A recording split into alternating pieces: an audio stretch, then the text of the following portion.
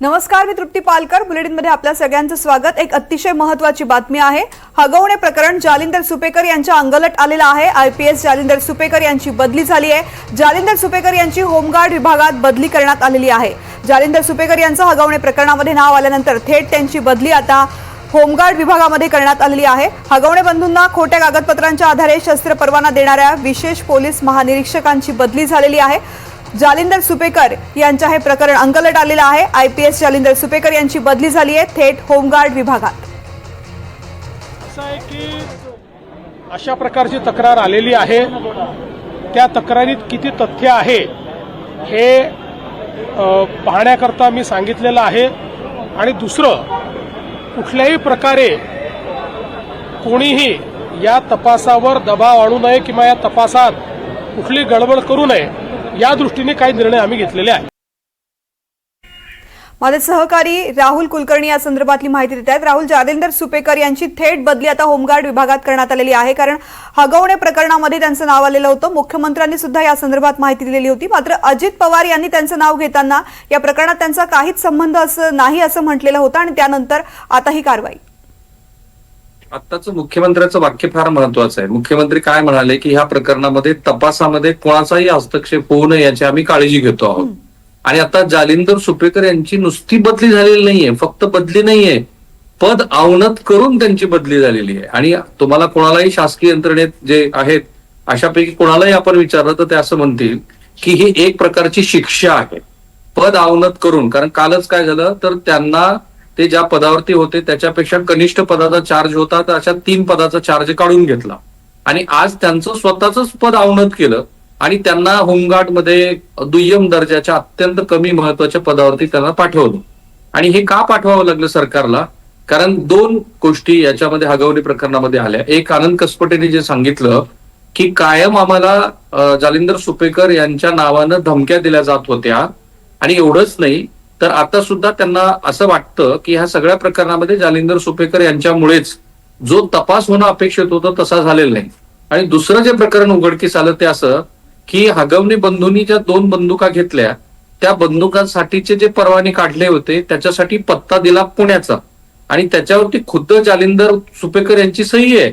म्हणजे जे स्वतः मामा आहेत त्या मामाने आपल्या भाच्यांना खेळण्यासारख्या त्या 2 बंदुका दिल्या, हे आता उघड झालं.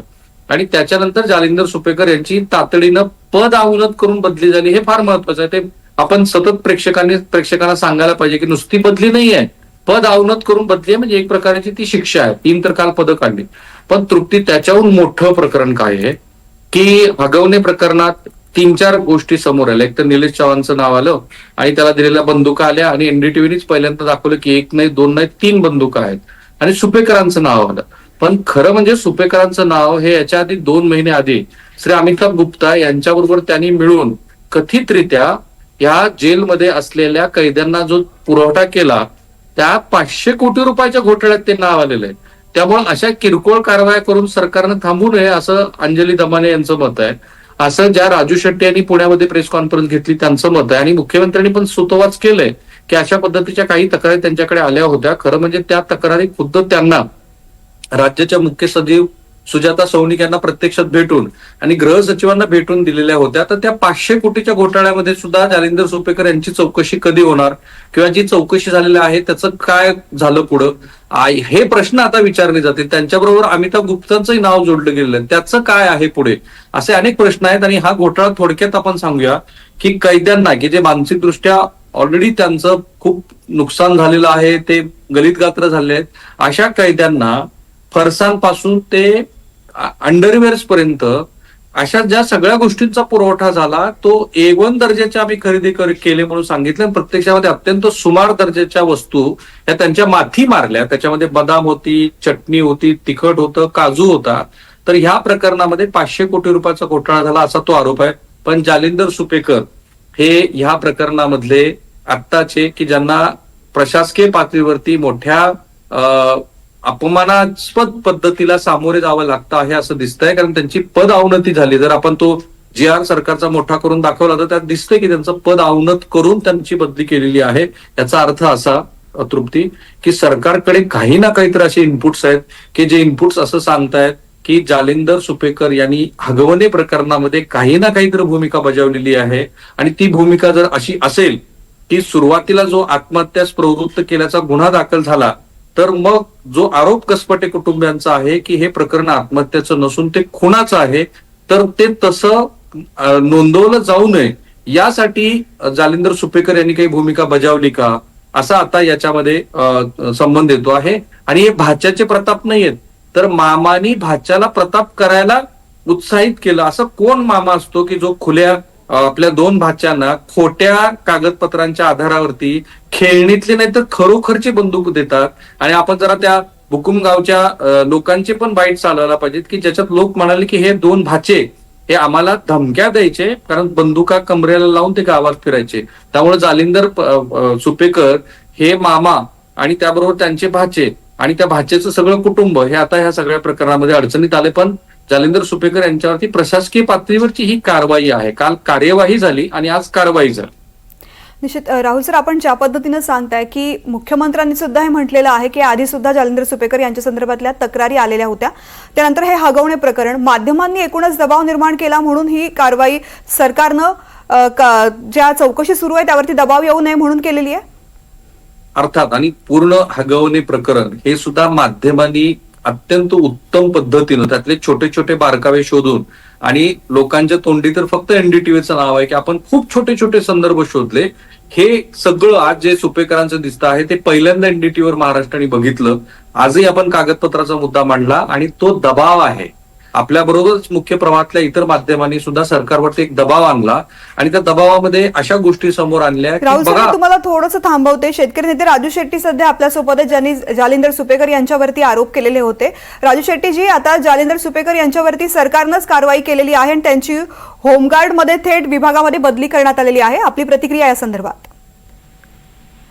सरकारनं ही जी काही स्टेप घेतली आहे त्याचं मी स्वागत करतो, पण एवढ्यावर नुसतं पद्धतीनं थांबणार नाही. तर एकूणच जालिंदर सुपेकरांचे खडके न्याय चौकशी होणं गरजेचं आहे. आणि चौकशी झाल्यानंतर त्यांनी अजून काय काय कारनामे केले ते स्पष्ट होईल. म्हणजे एखादा अधिकारी आपल्या सत्तेचा अधिकाराचा गैरवापर करून कशा पद्धतीनं स्वार्थ साधतो आणि कशा पद्धतीनं धुमाकूळ घालतो याचं उत्तम उदाहरण म्हणजे जालिंदर सुपेकर आहे. त्यांची खात्रीने चौकशी झाली पाहिजे. जोपर्यंत होत नाही तोपर्यंत मी तरी स्वस्त बसणार नाही. राजू शेट्टी, यानंतर पुढे आपली काय भूमिका असणार आहे?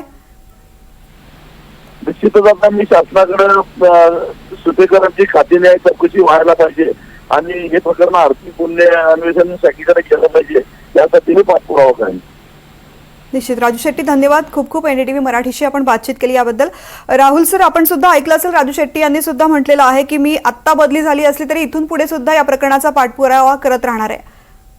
नाही, खरं तर राजू शेट्टी यांना हा प्रश्न विचारायला हवा होता की त्यांना जवळपास जालिंदर सुपेकर यांनी 40 फोन कॉल केले. आता आपण ही बातमी ब्रेक करू शकतो की हे जे प्रकरण राजू शेट्टी यांनी उघड केलं ते उघड करू नये यासाठी त्यांना 40 फोन कॉल केले. खरं तर त्यातले काय धमक्याचे होते का, काही सजेस्टिव्ह होते का, आणि मुळामध्ये हा जो सगळा घोटाळा राजू शेट्टी यांनी उघडकीस आणला त्याच्याबद्दल अद्याप कुठलीच कारवाई झालेली नाही. आणि तेही राजू शेट्टी यांच्याकडे आपण समजून घेऊ शकलो असतो की ती जी ऑडिओ क्लिप अंजली दमानिया यांनी माध्यमाला दिली आणि त्यानंतर हे सगळं सुपेकरांची भानगड ती त्या अर्थानं बाहेर आली, तर ते सगळं प्रकरण काय. कारण अंजली दमानिया यांची सुद्धा यातली भूमिका फार महत्वाची आहे. अंजली दमानिया यांनी सुद्धा जेव्हा ती ऑडिओ क्लिप बाहेर आणली तेव्हा असं ते म्हणाले की ही ऑडिओ क्लिप माझी नाहीच आहे, या ऑडिओ क्लिप मध्ये माझा आवाज नाहीये, ही खोटी ऑडिओ क्लिप आहे. पण आता सरकारकडं तृप्ती अशी कुठली तरी गोष्ट आहे की ज्या गोष्टीतनं हे दिसतं आहे की कुठे ना कुठेतरी जालिंदर सुपेकर यांनी काही ना काहीतरी भूमिका हगवण्याच्या प्रकरणामध्ये घेतली आणि त्यामुळे त्यांचं पद अवनत करून सरकारला ही कारवाई करावी लागली. मुख्यमंत्र्याचं ते वाक्य, जे स्वतः गृहमंत्री आहेत, ते असं म्हणतायत की ह्या सगळ्या प्रकरणामध्ये पोलीस तपासावरती कुठेही बाधा येऊ नये यासाठी आम्ही काही निर्णय घेतलेत. पुण्यात ते बोलले आणि ते महत्वाचं आहे, कारण आज पुण्यात मुख्यमंत्र्यांचे कार्यक्रम सुरू आहेत. पुण्यात ते येऊन मुख्यमंत्र्यांनी हे सांगणं याला अनेक अर्थांनी अर्थ आहे. आणि आता जालिंदर सुपेकर यांच्या मूळ मुद्दा 500 कोटी रुपयाचा जो कथित घोटाळा आहे त्या घोटाळ्याचं काय, त्याच्यामध्ये श्री अमिताभ गुप्तांचं नाव येतं आहे, त्या अमिताभ गुप्तांचं काय, असे असंख्य प्रश्न अजूनही अनुत्तरित आहेत. आणि जालिंदर सुपेकर यांनी राजू शेट्टी यांना 40 फोन कॉल का केले, अशी कुठली गोष्ट होती की जी त्यांना नको होती माध्यमामध्ये यायला, कारण तरीही प्रेस कॉन्फरन्स राजू शेट्टी यांनी घेतली. असे काही प्रश्न आहेत की ज्याची उत्तरं सरकारी पातळीवरती येणं अपेक्षित आहे. मुख्यमंत्र्यांनी अजूनही हे सांगितलेलं नाहीये की जालिंदर सुपेकर यांच्या त्या कथित 500 कोटी रुपयाच्या घोटाळ्याचं काय झालंय पुढं. निश्चित हे घोटाळे आणि हगवणे प्रकरणामध्ये झालेले आरोप याची संपूर्ण चौकशी सरकारकडून होईल आणि योग्य ती माहिती सुद्धा समोर येईल याची अपेक्षा करूयात. खूप खूप धन्यवाद राहुल सर या संपूर्ण सविस्तर माहिती करता.